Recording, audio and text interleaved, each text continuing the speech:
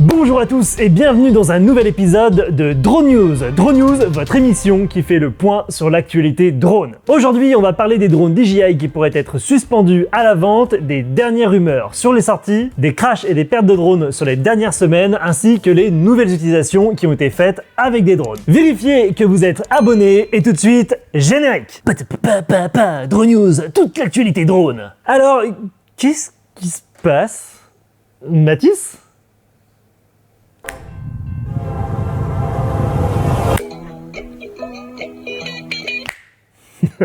Sacré Mathis. Bon, j'espère que vous aimez bien ce nouveau décor. On commence les choses sérieuses. On commence tout de suite avec la réglementation européenne qui a été officiellement repoussée au 1er janvier 2021. Officiellement, le confinement n'aurait pas permis d'être prêt pour le 1er juillet 2020. Mais mon petit doigt m'indique que quand même ça arrange bien tout le monde ce confinement. Apparemment, ni au niveau européen ni au niveau français, les institutions étaient prêtes à faire appliquer cette nouvelle réglementation. De ce que j'ai entendu, ça serait un soulagement pour tout le monde. En tout cas, on espère qu'ils auront quand même assez de temps pour se préparer pour la rentrée 2021. Par contre, l'enregistrement de signalement électronique des drones de plus de 800 grammes, elle, n'est pas repoussée. Elle sera effective pour tous les drones à partir du 29 juin, pour tous les drones qui auront été achetés à partir de cette date. S'ils ont été achetés et enregistrés sur Alpha Tango avant le 29 juin, vous aurez 6 mois supplémentaires pour vous rendre conforme avec la réglementation, soit le 29 décembre. Alors on va pas rentrer dans les détails de cette réglementation, si ça vous intéresse, dites-le moi dans les commentaires et on fera une vidéo dédiée sur le sujet. En tout cas, si vous voulez être tranquille et que vous allez acheter un drone de plus de 800 grammes d'ici le 29 juin, enregistrez-le tout de suite sur Alpha Tango, comme ça au moins vous aurez 6 mois de répit supplémentaires. Ah, la réglementation des drones, ça ne finira jamais de nous surprendre, et je pense que vous commencez à connaître mon avis sur le sujet. Allez bon, assez parlé réglementation, maintenant on va vraiment parler de sujets plus intéressants que ça. Prochain sujet, des drones pour aider à l'incendie de Tchernobyl. Un incendie criminel a été déclenché en avril autour de la zone d'exclusion de la centrale Tchernobyl, qui est bien sûr connue pour son désastre écologique. Les pompiers ont dû intervenir pour éviter que les radiations se dispersent de partout autour de la centrale et de partout en Europe avec les différents vents. En tout, ce sont plus de 1000 pompiers qui ont été déployés, plus de 120 camions et quelques avions et hélicoptères. Une flotte de 10 drones était utilisée sur cette opération et plusieurs modèles étaient des Mavic 2 Dual. Je sais pas si vous en souvenez, on avait déjà fait plusieurs tests sur ce modèle. L'avantage de ces appareils qui étaient équipés d'une caméra thermique est qu'ils permettaient de voir à travers la fumée quels étaient les points de chaleur les plus importants. L'incendie a été maîtrisé après 10 jours et les drones ont permis à la fois de guider les équipes au sol mais aussi de guider les avions pour éteindre l'incendie. Ça a permis aux équipes de rester moins longtemps sur place et on voit là tout l'intérêt du drone pour les gros incendies. Nouveauté maintenant, on vous avait présenté le M300 RTK avec sa nacelle H20T qui est vraiment hors du commun, mais également hors de budget. C'est normal, les caméras thermiques valent toutes très cher. C'est au tour de Evo avec son Evo 2 d'annoncer le prix de la caméra thermique sur cet appareil. La caméra thermique du Evo 2 est annoncée à 11 000 €, ce qui est à peu près équivalent à la caméra H20T de chez DJI. Elle propose une résolution de 640 par 512 pixels, ce qui est bien pour une caméra thermique, accompagnée d'une prise de vue dans le spectre visible en 8K. Cette caméra est donc sur un drone au format plus compact, au même prix que la H20T, mais avec quelques fonctionnalités en moins. Sur cette caméra, il n'y aura pas de zoom ni de télémètre laser. Alors, est-ce que l'arrivée entre-temps du M300 RTK aura changé les choses sur l'annonce de ce prix? C'est ce que nous pourrons voir dans les prochaines semaines. Il est temps maintenant de faire un bilan confinement. J'espère que c'est la dernière fois qu'on aura à faire un Drone News sur ce sujet et on va résumer les dernières informations qu'on a eues pendant cette fin de confinement. Premièrement, il y a un drone qui nous intéresse beaucoup, c'est le Skydio 2 avec son évitement d'obstacles qui est juste exceptionnel, on en avait parlé ici. Et ben la production de ce drone va être retardée, on devait voir ce drone à la base fin 2020, finalement on ne le verra pas en Europe avant 2021. C'est un gros retard que va prendre le Skydio 2 et on espère qu'il ne sera pas déjà obsolète lorsqu'il va arriver sur notre marché. En tout cas, c'est encore le meilleur système de détection d'obstacles sur le marché et on a hâte de pouvoir l'essayer. Covid-19 toujours, la ville de Cannes, pendant le confinement, a utilisé un drone pour désinfecter les rues. Le drone utilisé est un Agras MG1, c'est un drone DJI qui est habituellement utilisé dans tout ce qui est agriculture. Ce drone peut être utilisé pour tout ce qui est parcelles d'agriculture difficilement accessibles, dans le but de pulvériser des liquides, que ce soit des pesticides ou par exemple des traitements bio. Ici, ce qui a été utilisé, c'est de la javel diluée. Le pilote qui a opéré ce vol était d'ailleurs protégé avec une combinaison chimique et un masque avec des cartouches de protection chimique. Il faut savoir que le Haut Conseil de la Santé publique a émis un avis disant qu'il n'y avait rien qui prouvait que ces traitements désinfectants pouvaient améliorer le combat contre le Covid-19.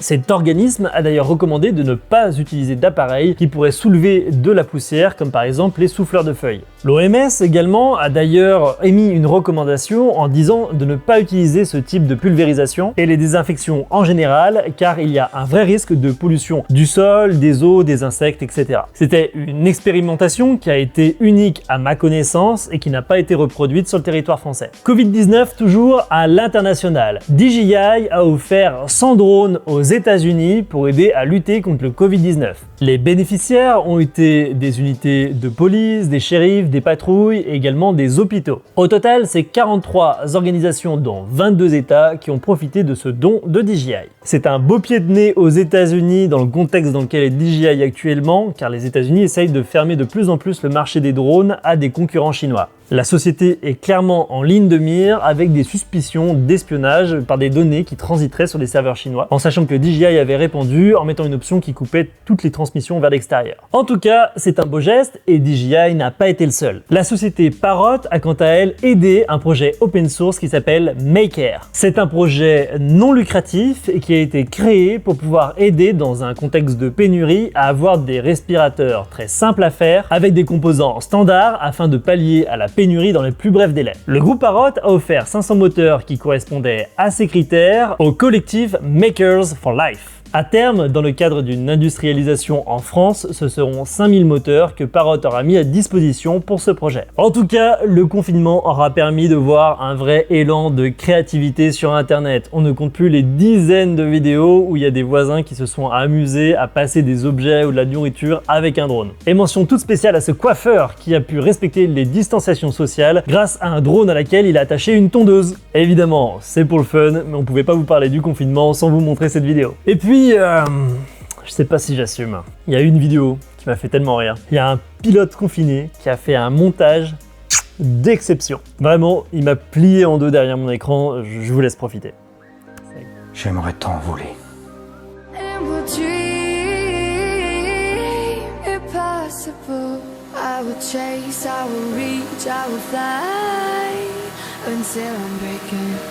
Until I'm breaking out my cage like a bird in the night. I know I'm changing into something big. Allez, on passe tout de suite aux rumeurs DJI. Ocitave, qui est quelqu'un qui a pour habitude de fuiter sur des infos DJI, a fourni plusieurs tweets plutôt intéressants en ce moment. Premier tweet, on dirait qu'un Mavic 3 est en préparation et apparemment ça serait pour fin juin, c'est demain. Les infos qu'on a reçues sur ce pseudo Mavic 3 seraient qu'apparemment il y aurait une nacelle interchangeable ou tout du moins des objectifs interchangeables et ça...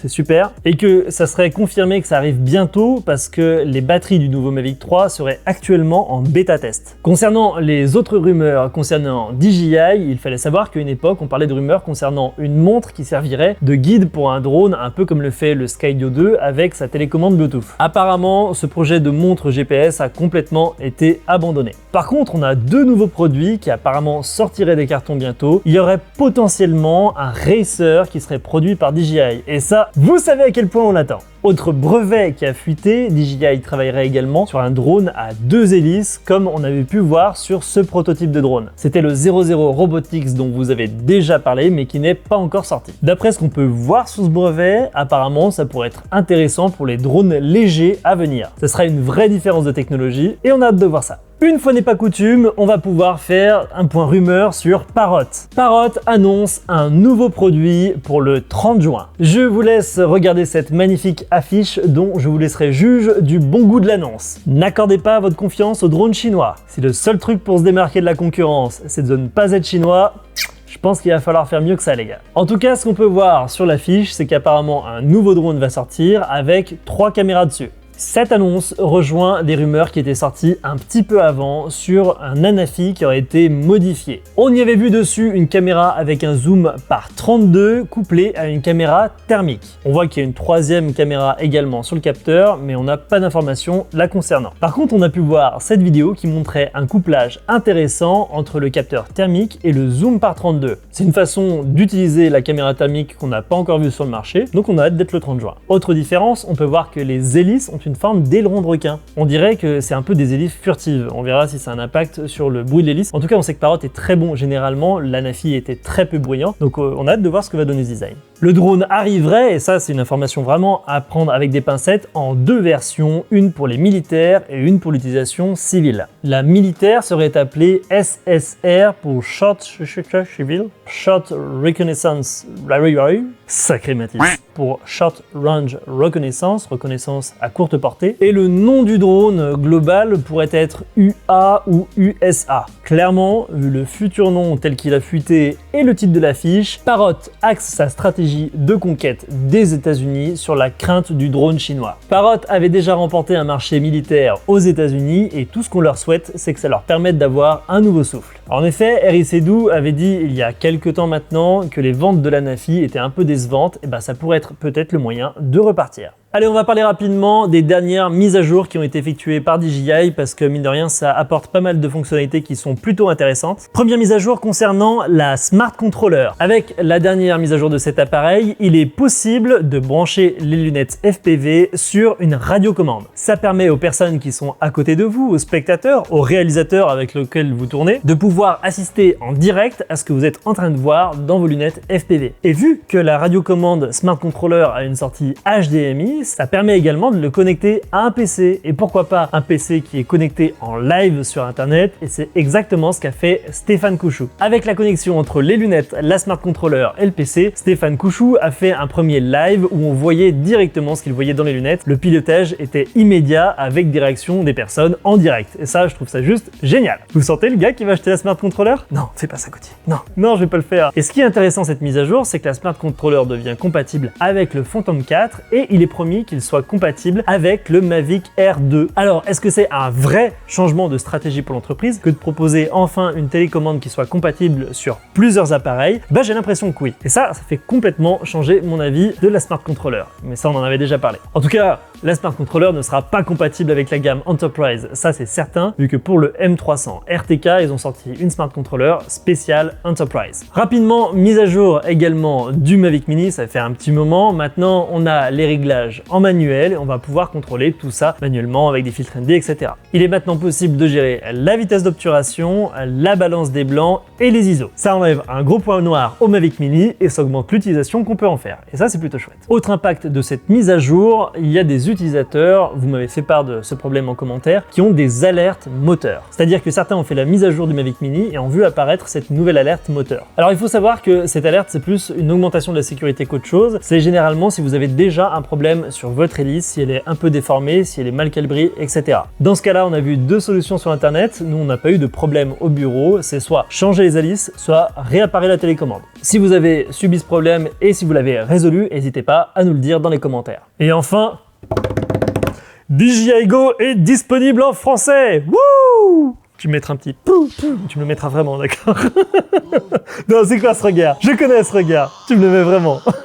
Ça fait des années que DJI a dit que la sortie de DJI Go 4 en français est prévue pour la semaine prochaine, et ça y est, c'est enfin effectif. Et une bonne chose de faite. Allez, on passe maintenant à tout ce qui est crash, perte de drone, incident, etc. On a eu plein de news sur le sujet. Premièrement, au Canada, un drone a percuté un hélicoptère. Alors, est-ce que le pilote de drone a été arrêté par la police? Pas vraiment, parce que en fait, et l'hélicoptère et le drone appartenaient à la police. Ça s'est passé à Houston, en Colombie-Britannique, à l'ouest du Canada, et donc avec deux opérateurs de la police. Le drone faisait quand même 2,4 kg et le pilote a ressenti des vibrations après que le drone ait percuté l'appareil. Il s'est donc posé en urgence avec 3 personnes à l'intérieur de l'appareil sur une route, mais sans encombre, et tout de suite il a été procédé à une inspection qui a révélé qu'il y avait des dégâts mineurs sur le rotor principal de l'appareil et sur la queue anti-coupe de l'appareil. Le drone, lui, a été complètement détruit. Ce genre de crash reste rarissime et c'est quand même assez ironique que ce soit la police qui ait eux-mêmes fait ce crash-là. Et vous allez me dire, mais qu'est-ce que ça provoquerait réellement comme dégâts sur un avion, par exemple? Eh ben, c'est exactement ce qu'a voulu savoir le youtubeur iFlyZone et qui a procédé à un test en réel sur un avion.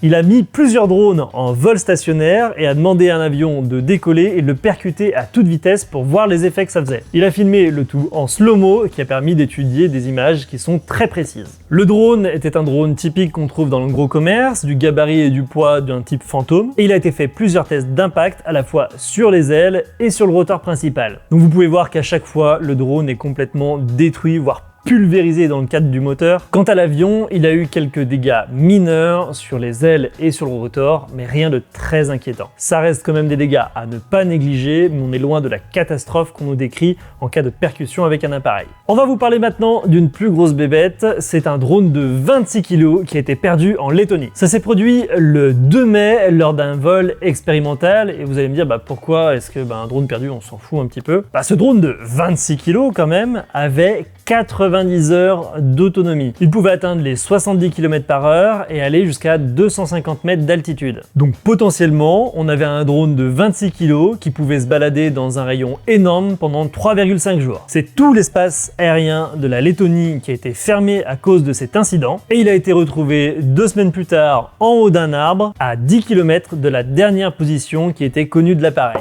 Après analyse de la boîte noire, il a été trouvé que l'appareil s'était crashé quelques heures après son décollage. Et d'ailleurs, en parlant de perte d'un drone, on a eu un magnifique exemple il n'y a pas longtemps avec la société DPD qui fait de la livraison de colis par drone d'un point de vue expérimental. On en avait déjà parlé sur notre vidéo sur le bullshit drone, la livraison par drone de manière complètement répandue de partout sur le territoire, c'est pas encore pour aujourd'hui. La ligne expérimentale qu'avait ouverte DPD dans une région montagneuse permettait de livrer un colis en 8 minutes au lieu de 20 à 30 minutes sur la route. Alors, vous savez ce qu'on en pense, marketing, tout ça, ça restait quand même relativement anecdotique. Il n'y avait pas plus de 8 colis par mois, mais l'appareil avait fait quand même 550 heures de vol d'après le groupe DPD. Intéressant, malgré un parachute, une redondance des capteurs de localisation, etc., le drone a perdu vraiment tout contact avec l'opérateur et n'a toujours pas été retrouvé. Alors, est-ce qu'il s'agit d'une défaillance, d'une malveillance, d'un problème d'origine animale qui est venu percuter l'appareil? On n'en sait rien pour l'instant et ça fera un bon retour d'expérience. En tout cas, il y a une perte de drone dont on est sûr de l'origine. C'est malheureusement ce qui est arrivé à Sylvain Corbin de la société Manche Drone Production. Sylvain Corbin est un opérateur de drone professionnel qui filmait la cérémonie commémorative de 6 juin dans la ville de Sainte-Mère-l'Église. Pendant qu'il était en train de filmer, la foule a entendu 2 coups de fusil et le drone a été abattu pour un riverain qui était juste à côté de l'endroit où se passait la cérémonie.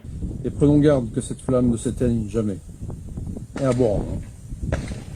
Vive les États-Unis d'Amérique et vive la France. Le pilote a réussi à faire revenir le drone bien qu'il soit très endommagé et c'est une perte sèche de 2000 € de matériel pour cet opérateur. La gendarmerie a pris les choses en main et la personne va faire l'objet d'une enquête. Si vous êtes chasseur et que l'envie vous prend de tirer sur un drone, il faut savoir que ça équivaut la même chose que tirer sur un avion. C'est absolument interdit, il faut être complètement débile pour faire ça. Enfin, vous risquez, avec le crash du drone, de pouvoir blesser des gens, etc. Il y a des gens qui font leur boulot et qui ont les autorisations. Ne tirez pas sur des drones.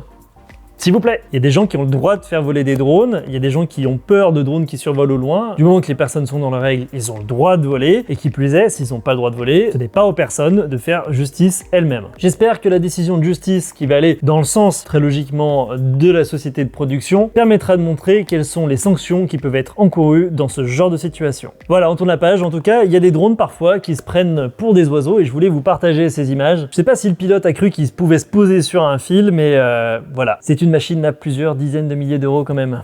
Ah, sacré Martine. Allez, on va parler maintenant d'une petite page de guerre commerciale entre la Chine et les États-Unis, ou pas, c'est ce qu'on va voir. La vente de drones DJI pourrait être interdite aux États-Unis. Les modèles en question, ça pourrait être le Mavic Pro, le Mavic Pro Platinum, le Mavic 2 Pro, le Mavic 2 Zoom, le Mavic 2 Air ou encore le Spark. Pourquoi? Parce qu'un juge a déterminé que DJI enfreignait des brevets de l'entreprise Autel qui produit l'Evo 2 dont on a parlé tout à l'heure. Autel, avec cette décision, a même demandé à ce que cette interdiction de vente concerne également les Phantom 4 et les Inspire première génération. Si la décision venait à être confirmée, tous ces modèles de drones devraient être retirés de la vente aux États-Unis dès juillet. Alors qu'est-ce que c'est que ce brevet? Ce n'est pas une nouvelle récente, on en a déjà entendu parler. Eh bien c'est un brevet de blocage des hélices pour éviter qu'elles tournent dans le mauvais sens. Vous savez, sur le Mavic 2 Pro, sur tous les Mavic, etc., lorsque vous mettez l'hélice, noir sur noir vous pouvez, noir sur blanc vous pouvez pas, et ça évite de mettre les hélices au mauvais endroit sur le drone. Ce brevet a été déposé en 2013 par une société qui s'appelle Dragonfly et qui a été rachetée en 2017 par Autel Robotics justement. La plainte d'Autel Robotics a été posée en 2018 et depuis le brevet est retourné dans les mains de la société Dragonfly. En bref, c'est ce qu'on appelle un beau patent troll. C'est un brevet qui a pas trop d'importance et le fait d'avoir cette guerre là, c'est vraiment du troll pour pouvoir empêcher son concurrent de vendre des appareils dont voilà, c'est pas la technologie principale de ce drone quand même, ce système d'accrochage qui permet d'éviter que les hélices tournent dans le mauvais sens. Alors, est-ce que c'est vraiment une guerre des États-Unis contre la Chine comme on a pu le voir dans certains journaux? Eh bah, c'est un peu plus compliqué que ça quand même. C'est surtout une guerre entre deux acteurs du drone. Parce que Autel Robotics est une société américaine mais qui est détenue par une société chinoise, Autel Intelligent Technology. Et celle-ci est basée à Shenzhen en Chine. En tout cas, DJI a riposté avec son cabinet d'avocats en arguant que les brevets sur lesquels se repose Autel ne sont pas brevetables. L'organisme qui gère les brevets aux États-Unis a émis 3 recommandations qui disent que ces brevets ne sont pas acceptables en l'état. Bref, c'est pas encore fini, mais il y a une conséquence directement visible. DJI, même en étant sûr de pouvoir remporter cette bataille, comme le dit le cabinet d'avocats que DJI paye, a quand même pas pris de risque pour ces nouveaux modèles. Et par exemple, le Mavic Mini, je sais pas si vous avez fait attention, mais ce sont des hélices qui se fixent avec des vis carrément. Alors quand j'ai eu le Mavic Mini dans les mains, je me suis dit c'était pour des raisons d'économie certainement. Sauf qu'après est venu le Mavic Air 2 et là, qu'est-ce qu'on voit sur le Mavic Air 2? Il n'y a pas de détrompeur. On peut tout à fait mettre une hélice sur le mauvais moteur. Et je pense que si DJI n'a pas mis de détrompeur sur le Mavic Air 2, c'est juste à cause de ce différend aux États-Unis avec Autel. Bref, c'est un patent troll et qui nuit à la sécurité des utilisateurs et ça, c'est bien dommage. Voilà, c'était un gros épisode de Drone News et on a encore plein sous le coude. J'espère que vous kiffez ce format et que vous aimez ce nouveau cadre. Attention, qu'est-ce que ça fait professionnel. David Pujadas, tu n'as qu'à bien tenir. Et on va terminer avec un truc super badass. Voici la conception forcément américaine d'un drone lance-flamme. Allez, je vous laisse sur ces images et je vous dis à très bientôt pour un nouvel épisode de Drone News. Salut!